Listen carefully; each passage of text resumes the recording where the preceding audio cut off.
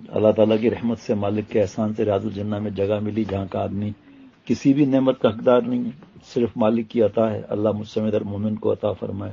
قیامت تک کے مسلمانوں کو بار بار اللہ تعالیٰ ہمارے اور ہمارے اولاد اور سب اور ان کی اولاد قیامت تک کی ذریات کو اللہ تعالیٰ بار بار حرمین شریفین کی حاضری نصیب فرمائے۔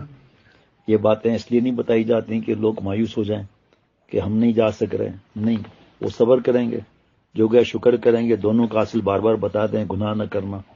تو ریاض الجنہ میں صبح فجر کا 5 بجے کا ٹائم ملا تہجد کا، تو دعا کر رہے تھے کہ اللہ کرے فجر کی اذان وہیں ہو جائے، تو 5-10 منٹ لیٹ ہو گیا الحمدللہ۔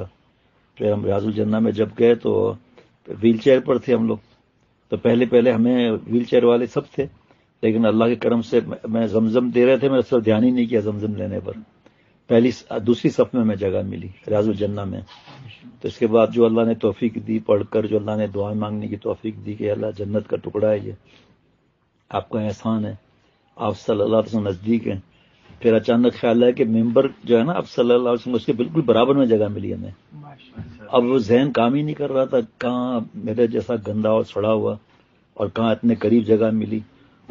بائیں طرف جو ہے نا حضور صلی اللہ علیہ وسلم کا سر مبارک، سامنے چہرہ مبارک، وہاں پیر مبارک، پھر ساتھ میں حضرت ابوبکر صدیق رضی اللہ عنہ کا سر مبارک، حضرت عمر رضی اللہ عنہ کا سر مبارک، اور تہجد کی وہ جگہ کے ساتھ وہ جگہ ملی ہوئی، اور ممبر کے ساتھ پھر آپ صلی اللہ علیہ وسلم کی جہاں نماز پڑھا کرتے تھے آپ صلی اللہ علیہ وسلم۔ عجیب حالت ہو گئی، سمجھ میں دعا ہی نہیں مانگ سک رہا تھا میں تو، بار بار اپنے ماضی اور حال کے گناہ یاد آ رہے تھے، کب زندگی بدلے گی، بوڑھے ہو گئے، جوانوں کو بھی موت ہے، مطلب میں کیفیت بتا نہیں سکتا، سچ بتا رہا ہوں، میں دعا نہیں مانگ سک رہا تھا کہ کیا دعا کریں، کوئی سمجھ میں ہی نہیں آ رہا تھا۔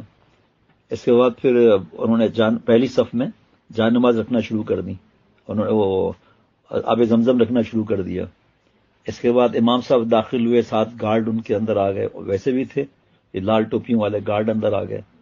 اب وہ جو آ رہا ہے اندر پہلی صف میں، کوئی بہت بڑا بزرگ لگ رہا تھا، کوئی ایسا لگتا تھا کہ میری نظر میں ایسا لگتا تھا کہ شاید صحابہ رضوان اللہ علیہ مجمعین کا خون ہے، آپ صلی اللہ علیہ وسلم سید کا وہ کوئی ایسا معاملہ ہے، مطلب وہ شخص بھی سمجھ میں نہیں آیا، کوئی عصا پر چل کے آ رہا تھا، کوئی کس پر آ رہا تھا، اور اتنے نورانی چہرے، کیونکہ ہم تو سامنے ہی دروازے کے بیٹھے تھے نا، تو امام صاحب کو اس وقت نہیں دیکھا میں نے، لیکن جب نماز شروع ہوئی تو میں سمجھ میں نہیں آ رہا تھا کیا کروں۔ آج تک جب بھی راضی کرنے میں اللہ نے موقع دیا ہے تو اللہ تعالیٰ نے وہاں یہ دعا مانگنے کی توفیق دی ہے کہ اللہ میں سجدہ یہاں کر رہا ہوں، اب وہ سجدہ بھی مجھ سے نہیں ہو سک رہا تھا، ویل چیئر بھی بند، مطلب ایک عجیب ایک کیفیت، ایک حیبت۔ تو میں عرض کر رہا تھا کہ اس وقت جو میری حالت تھی ابھی تک میں صحیح نہیں بتا سک رہا ہوں، میں سمجھ میں نہیں آ رہا ہوا کیا تھا، واقعی ہم تھے یا خواب تھا، ریاض الجنہ میں کیا تھا، کچھ سمجھ میں نہیں آ رہا۔ اور ان لوگوں کے لیے، اہل عرب کے لیے اتنی دعائیں کبھی نہیں ہوئی کہ پہلے کبھی جب آدمی آتا تھا تو ریاض الجنہ کی طرف جاتا ہی نہیں تھا، مڑتا ہی نہیں تھا، کیونکہ کھڑے ہوئے لوگ ہیں، عشق میں بیچارے صبح سے بیٹھے ہوئے ہوتے تھے، عصر سے رات کو 11 بجے تک بیٹھے ہوتے تھے، کھانا پینا کچھ بھی نہیں، بس یہ بھی عاشقوں کا معاملہ ہے، خدا نخواستہ شکایت کا نہیں کر رہا ہوں، پھر اس کے بیچ میں گھسنا، ان کو ہٹانا اور سجدہ نہ ہو سکنا اور دوسرے کو تکلیف دینا، لیکن اللہ نے ان کو ایسے انتظام کرانے کی توفیق دی ہے کہ اب سب کو پتہ ہے ہماری باری آ جائے گی، اس میں تو ہوتا تھا ہماری باری ہی نہیں آئے گی، کتنی دیر ہم کھڑے رہیں، تو سب دعائیں دیتے ہیں لوگ کہ ہم تو کبھی خواب میں بھی نہیں سوچ سکتے تھے کہ ریاض الجنہ جائیں گے، آتے ہوئے بھی حج میں تو سوال ہی پیدا نہیں ہوتا تھا کسی کو ملے، پیر مبارک کی طرف جائیں تو وہاں لوگ ہلتے نہیں تھے، صحابہ صفا کے چبوترے میں جب بھی گئے ایک پیر یا 2 پیر رکھنے کی صرف جگہ ملی، اور اسی طرح تہجد کی جگہ ہے۔ تو بہرحال پھر امام صاحب نے جب نماز شروع کرائی تو پہلی صف تو ان بزرگوں کی اور جو بھی شہزادے تھے، اللہ کے عاشق دیوانے تھے، دوسری صف میں ہمیں جگہ ملی، حافظ ڈاکٹر شفقت نے کہا جلدی سے نکلو، تو ہمیں دوسری صف ملی ماشاءاللہ۔ اب وہاں سے سب منظر نظر آ رہا تھا اور نماز میں پتہ ہی نہیں چل رہا تھا کہ کب رکوع ہو رہا ہے، کب سجدہ ہو رہا ہے، میں کہاں ہوں، کس طرف ہوں، کچھ سمجھ بھی نہیں آ رہا تھا، بالکل جو ہے وہ ممبر کے بالکل کونے کے ساتھ لگا ہوئے، پہلے خیال بھی نہیں تھا نا اس حالت کو دیکھ کر، پھر جب خیال آیا تو پھر یہ ذہن میں آیا کہ برابر میں ممبر اور بائیں طرف آپ صلی اللہ علیہ وسلم موجود، یہ جنت کا ٹکڑا، اور پھر کیسے کچھ سمجھ میں نہیں آیا۔ پھر امام نماز ختم ہوئی تو عجیب کیفیت تھی یہی حالت کی، تو امام صاحب جو ہے تسبیح فاطمہ پڑھنے کے لیے مڑ کر بیٹھے نا، تو پھر ان کا چہرہ دکھا تو ایسا لگا کہ نور ٹپک رہا ہو، برس رہا ہو. اب میرا انداز ہے حافظ شفقت 25 یا 26 سال کے ہوں گے، میرا انداز ہے 25-26، کم بھی کہہ سکتا ہوں، لیکن 25-26 سال سے زیادہ نہیں بول سکتا میں. تو وہ پھر تسبیح فاطمہ پڑھی انہوں نے، عجیب چہرے پر نور، چشمہ لگا ہوا تھا، نام تو نہیں پتا. اور پھر اس کے بعد یہ حضرات کھڑے ہوئے، ہمیں تو موقع نہیں ملا، ظاہری بات ہے. پھر جنازے نماز پڑھنے وہ آگے چلے گئے پڑھانے کے لیے. اب ایسا لگتا ہے وہ آنکھ کھل گئی، خواب ختم ہو گیا، سمجھ میں ہی نہیں آ رہا اب تک کہ تھے بھی یا نہیں تھے. اللہ تعالیٰ سب کے لیے دعا مانگنے کے اللہ نے توفیق بھی عطا فرمائی. اور وہاں جو ستون ہیں وہ بھی، اور پھر حافظ شفقت نے دکھایا کہ یہ حد ہے مسجد نبوی کی، جو پرانی حد ہے وہ حد دکھائی. پہلے بھی دیکھی ہوئی تھی لیکن توجہ سے دوبارہ دیکھنی اللہ نے توفیق عطا فرمائی. تو وہ پورا منظر مطلب دماغ کام نہیں کر رہا تھا کہ اما عائشہ صدیقہ رضی اللہ عنہ یہ گھر میں تدفین ہوئی نا آپ صلی اللہ علیہ وسلم کی، تو وہ گھر نزدیک، یہاں سے حضرت فاطمہ رضی اللہ تعالیٰ عنہ، حضرت حفصہ رضی اللہ عنہ، حضرت عائشہ رضی اللہ عنہ یہاں سے گزرتی ہوں گی. سارے ہو ہی نہیں سکتا کہ سارے صحابہ رضوان اللہ مجمعین وہاں سے نہ گزرے ہوں، ہو ہی نہیں سکتا. جالی مبارک سے نکلتے ہوئے دائیں ہاتھ پر حضرت والا شاہ عبد المتین صاحب بن حسین دامت برکات فرمایا حضرت حفصہ رضی اللہ عنہ کا گھر تھا. تو پوری جو جگہ ہے وہ، اور پھر ہمارے پیچھے بالکل دائیں ہاتھ کی طرف حضرت ابو بکر صدیق رضی اللہ عنہ کا گھر تھا. تو مدینہ شریف تو چھوٹا تھا، گھر بھی چھوٹے چھوٹے تھے، گھر بھی چھوٹے چھوٹے تھے کہ ایسے چھوٹے تھے کہ آدمی سیدھا بھی نہیں کھڑا ہو سکتا. تو یہ سب اسی جگہ پر تھے، بڑے بڑے جتنے تھے یہ. لیکن یہاں سے صحابہ رضوان علیہ مجمعین، میں کہہ رہا ہوں دماغ کام نہیں کر رہا تھا کہ وہی کی باتیں یہاں ہوتی تھیں. نماز پڑھنے کے بعد بھی وہی آ رہی ہے، وہاں تشریف فرما ہے وہی آ رہی ہے، برابر میں ماں عائشہ صدیقہ رضی اللہ عنہ کا گھر وہاں وہی آ رہی ہے. وہ جگہ کیا ہے یہ؟ جیسے ابھی حضرت دامت برکات میں فرمایا نا کہ صراط مستقیم کا تو مانگ رہے ہیں اور صدیقین کا راستہ مانگ رہے ہیں کہ اعمال بھی تو ایسے ہوں. تو وہ اعمال ذہن میں آ رہے تھے کہ اعمال تو کچھ بھی نہیں ہے. اور یہ جگہ کیسی پر نور ہے، یہاں پر موویاں بن رہی ہیں، خواتین کو دکھا کر صلاۃ السلام پڑھایا جا رہا ہے، خواتین کی آوازیں اونچی چلی آ رہی ہیں. ہر طریقے سے دماغ کام نہیں کر رہا تھا. اوپر آیت مبارکہ سورہ حجرات کی لکھی ہوئی آواز اوپر نہیں ہونی چاہیے. اور دوسروں کی اگر عیب دیکھیں گے تو ظاہری بات اپنی تباہی ہے. غم ہونا الگ بات ہے، لیکن کوئی برا جملہ بولنا یا اعتراض یا ان کے لیے کوئی ایسا یہ ایسے ہیں ویسے ہیں بولنا، یہ سب خطرناک معاملہ ہے. کچھ آدمی برابر میں زور زور سے صلاۃ السلام پیش کرتے ہیں تو آدمی اپنا بھول جاتا ہے صلاۃ السلام، آواز ٹکراتی ہے نا. لیکن ان کے لیے بھی دعائیں کہ اللہ یہ ہے اصل عاشق. ہمیں تھوڑا معاملہ ہے پوچھ کے چلتے ہیں، لیکن یہ عاشق ہیں کیسے دیوان ہیں، مسلسل صلاۃ السلام پیش کرنے جا رہے ہیں. اگر ہم اعتراض کریں، ان کو دیکھیں طنز سے دیکھیں یا دل میں برا خیال لائیں، وہ بھی تو صحیح نہیں ہے نا. کہ زبان سے تو تعریف کر رہے ہیں، دل میں برا بھلا کہہ رہے ہیں. اگرچہ اس کا گناہ زبان سے ادا نہیں کیا، لیکن دل تو گندا ہوا نا. دوسروں کے عیب دیکھنے کا تو معاملہ ہوا نا، توجہ دینے کا تو معاملہ ہوا نا. اللہ تعالیٰ بار بار دعا کی توفیق دے رہے ہیں، اللہ مجھ سمیت میرا گھر، پورے میرے خون کے رشتے جو بھی ہیں اور میرے احباب خصوصی، پھر اس کے بعد سب مسلمانوں کے لیے اللہ تعالیٰ قیامت ہماری ضروریات کو اور تمام مسلمانوں کو ان کی ضروریات کو اللہ بار بار حرمین شریفین کی حاضری نصیب فرمائے. اور جو نہیں آ سک رہے تو اس میں ہم بھی تو ہر وقت نہیں آ سکتے، تمنا تو ہے. تو اس لیے اس کی فکر رکھنی چاہیے، تقویٰ کے ساتھ رہیں. جیسے یہاں سے گئے نمازیں ہی نہیں پڑھ رہے فجر کی، تو نفل کا تو شوق ہے، حج تو ہو گیا فرض کریں، اب نفل حج کا یا نفل عمرے کا تو شوق ہے، لیکن یہ کیا بات ہے کہ مجاہدے کا نہیں.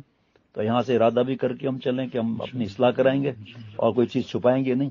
شیخ خود تھوڑی کہے گا کہ آپ نماز نہیں پڑھ رہے 10 نفل پڑھیں، آپ ناشتہ نہ کریں، آپ کھانا نہ کھائیں.